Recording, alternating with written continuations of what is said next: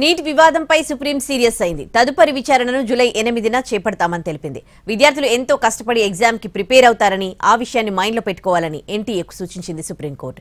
మరోవైపు నీట్ అవకతవకలకు వ్యతిరేకంగా దేశవ్యాప్తంగా నిరసనలు వ్యక్తమవుతున్నాయి.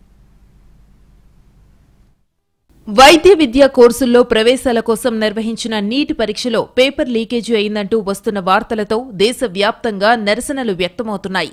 ఈ క్రమంలో వీటిని నిర్వహిస్తున్న జాతీయ పరీక్షా మండలి ఎన్టీఏపై భారత సర్వోన్నత న్యాయస్థానం తీవ్రంగా మండిపడింది.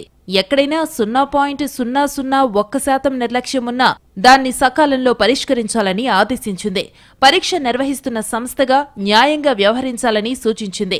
ఏదైనా తప్పు జరిగితే తప్పు జరిగిందని అంగీకరించాలని క్లాస్ తీసుకుంది. దేశంలోనే అత్యంత కఠినమైన పరీక్షకు సిద్ధమయ్యేందుకు విద్యార్థులు పడే శ్రమను మరిచిపోకూడదని సుప్రీంకోర్టు ఎన్టీఏకు గుర్తు చేసింది.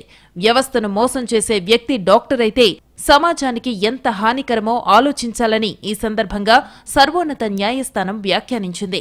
తదుపరి విచారణను జూలై 8న చేపడతామని తెలిపింది. ఇదిలా ఉంటే నీట్ అవకతవకలకు వ్యతిరేకంగా దేశవ్యాప్తంగా నిరసనలు వెల్లువెత్తుతున్నాయి. ఢిల్లీలో ఆప్ నేతలు ధర్నా చేశారు. ఇటు హైదరాబాద్లో రాజ్ భవన్ ఎదుట బీఆర్ఎస్ నేతలు ఆందోళనకు దిగారు. తమ సీట్లు తమకు కావాలంటూ నినాదాలు చేశారు. ఆందోళనకారులను పోలీసులు అదుపులోకి తీసుకుని ఎస్ఆర్ నగర్ పోలీస్ స్టేషన్కు తరలించారు. హైదరాబాద్ హిమాయత్ సాగర్లో నీట్ సమస్య పరిష్కారాన్ని కోరుతూ విద్యార్థి సంఘాలు ఆందోళనకు దిగాయి.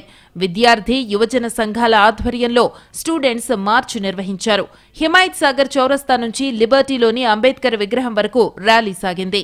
నీట్ గందరగోళాన్ని పరిష్కరించేందుకు అభ్యర్థులందరికీ మరోసారి పరీక్ష నిర్వహించాలని కొన్ని కోచింగ్ ఇన్స్టిట్యూట్స్ డిమాండ్ చేస్తున్నాయి.